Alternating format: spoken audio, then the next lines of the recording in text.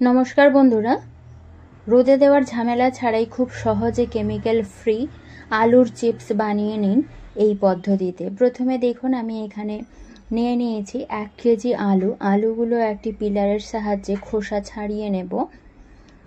এবার খোসাটা ছাড়িয়ে নেওয়ার কারণ হচ্ছে তাতে চিপসটা খুবই ভালো হবে, আলুর খোসাগুলো মুখে পড়বে না। আর দেখুন আমি ঠিক এরকম পিলারের সাহায্যে ছাড়াচ্ছি, তাতে কি হবে খোসাটা খুব ভালোভাবে ছাড়ানো যাবে।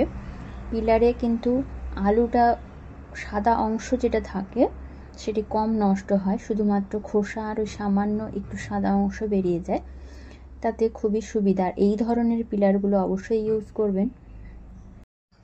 এরপরে দেখুন সমস্ত আলুর খোসাগুলো ছাড়িয়ে নিলাম। এবার খোসা ছাড়ানোর পরে দেখুন আলুর উপরে ছেঁচড়াটা একদম লাল কালার হয়ে গেছে। এখন এগুলো আমি জল দিয়ে ভালোভাবে ধুয়ে নেব। সমস্ত আলুগুলো দিয়ে দিয়েছিলাম, লাস্টে এই আলুটা জলে দিয়ে বেশ ভালো মতো করে ঘষে ঘষে ধুয়ে নিচ্ছি, যাতে আলুর লাল অংশটা খুব ভালো মতোভাবে উঠে যায়।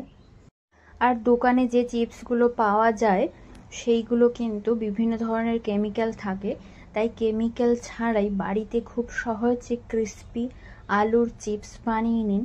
এবার অনেক দিন ধরে স্টোর করেও রাখা যাবে এই পদ্ধতি অবলম্বন করলে।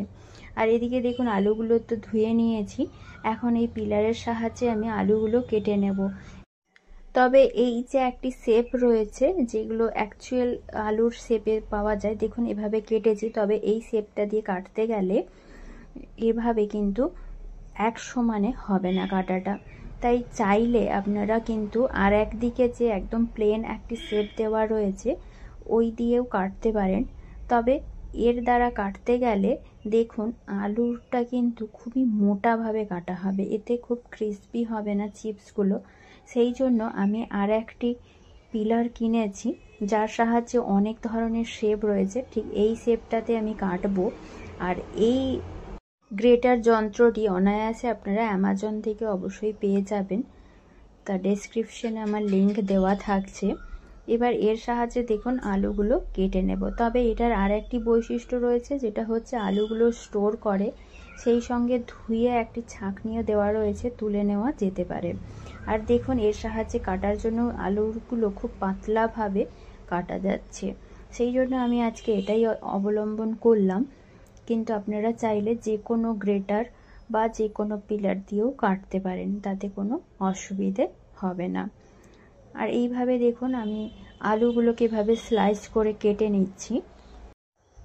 দেখুন আলুগুলোতে এভাবে স্লাইস করে কেটে নিলাম, লাস্টের যে পার্টটা রয়েছে ওটা আমি রেখে দেবো অন্য কিছুতে ব্যবহারের জন্য। আর আলু দেখুন কত সুন্দরভাবে আমি এইভাবে কেটে নিয়েছি, খুবই পাতলা।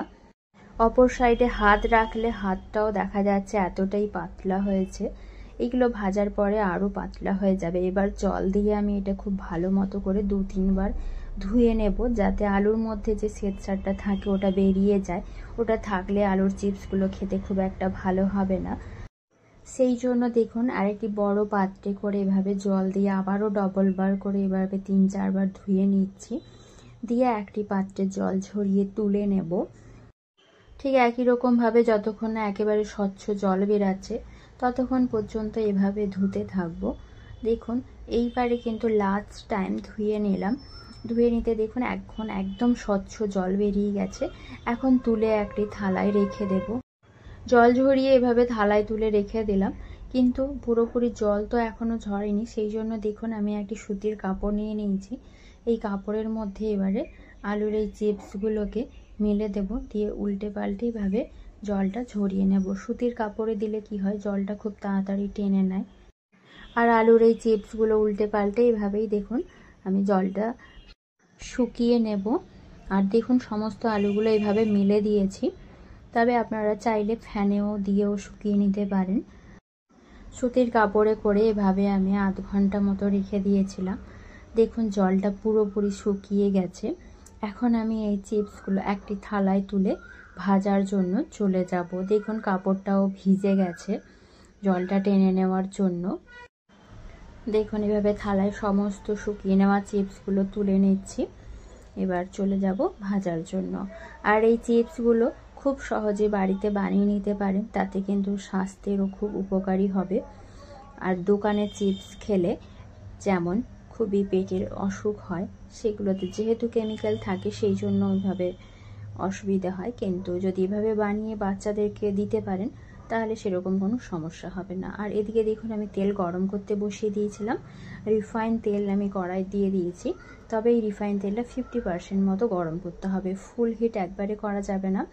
এখন আমি দেখুন আলুর চিপস কয়েকটি দিয়ে দিলাম, আর দেওয়ার সাথে সাথে দেখুন ভেসে উঠেছে, তাহলে বুঝতে হবে তেলটা খুব ভালো মতো গরম হয়েছে। তবে এই চিপসগুলো ভেজে নিতে হবে লো টু মিডিয়াম ফ্লেমে, একেবারে হাই ফ্লেমে ভাজা তো যাবেই না, তাহলে চিপস নরম থেকে যাবে, একদম ক্রিস্পি একেবারেই হবে না। সেই জন্য দেখুন আরও বেশ কয়েকটা চিপস দিয়ে দিলাম, আর প্রত্যেকটা চিপসই তেলের উপরে ভেসে উঠেছে। এভাবে নাড়াচাড়া করে লো টু একদম মিডিয়ামে করে ভেজে নিতে হবে। তবে এই টিপসগুলো অবশ্যই খেয়াল রাখবেন, নাহলে চিপস কিন্তু খুব একটা ভালো হবে না। আর এই পর্যায়ে চিপসটা মোটামুটি ক্রিস্পি হয়ে গেছে, তবে আমি আরও একটু ডিপ ফ্রাই করে নেব, কারণ কি তাতে অনেক দিন স্টোর করা যায়, সেই জন্য আমি একটু বেশি ডিপ ফ্রাই করে নিচ্ছি। দেখুন এই পর্যায়ে চিপস পুরোপুরি ভাজা হয়ে গেছে, এখন তুলে একটি পাত্রে রেখে দেব। ঠিক একই রকমভাবে বাকি যে আলুগুলো কেটেছিলাম বা শুকিয়ে রেখেছি রেডি করে, সেগুলো তেলের মধ্যে ছেড়ে দিলাম ভেজে নেওয়ার জন্য, দিয়ে সেগুলো চিপসের মতো করেই ভেজে নেব। দেখুন এই পর্যায়ে কিন্তু এই চিপসগুলো মোটামুটি ফ্রাই করে একেবারে ক্রিস্পি করে নিয়েছি। আর দেখুন ঠিক এরকম অবস্থাতেই আমি তুলে একটি পাত্রে রেখে দিচ্ছি। আর এখন আমি বাকি চিপসগুলো ভাজতে দিয়ে দিয়েছি। তবে এখন একটি ভাজা মশলা রেডি করে নেব। নিয়ে নিয়েছি 1 চামচ সাদা ও বিট লবণ, আর নিয়েছি 1 চামচ কাশ্মীরি রেড চিলি পাউডার, আর 1 চামচ চাট মশলা। এগুলো সব কিছু মিশিয়ে একদম ভালো মতো করে রেডি করে নিলাম। এখন দেখুন যে চিপসগুলো ভাজতে দিয়েছিলাম এখন সেগুলো ভাজা হয়ে গেছে, সেগুলো তুলে একটি পাত্রে এবার রেখে দেব। দেখুন খুব সুন্দরভাবে ভেজে নিয়েছি। এবার এটিতে আমি কতটা ক্রিস্পি হয়েছে সেটাই দেখাবো। দেখুন হাতে নিয়ে এভাবে করলে খুব সহজেই কিন্তু গুঁড়ো গুঁড়ো হয়ে যাচ্ছে, তবে এরকমই ক্রিস্পি হয়েছে। এবার এই যে গুঁড়ো মশলাটা রেডি করেছিলাম সেটা এবার মিশিয়ে দেব, দিয়ে ভালো মতো করে আলুর মশলায় মাখিয়ে দেব। তবে এখানে অনেকে সাইট্রিক অ্যাসিড ইউজ করেন, ওইগুলো না খাওয়াই ভালো, এতে স্বাস্থ্যে কিন্তু খুবই ক্ষতিকর হয়। এইভাবে খুব সহজে কেমিক্যাল ছাড়াই, রোদে দেওয়ার ঝামেলা ছাড়াই আলুর চিপস বাড়িতেই বানিয়ে নিন, দিয়ে অনেক দিন ধরে সংরক্ষণ করে বাচ্চাদের খাওয়াতে পারেন। আজ এই পর্যন্ত, ফিরছি নতুন রেসিপি নিয়ে।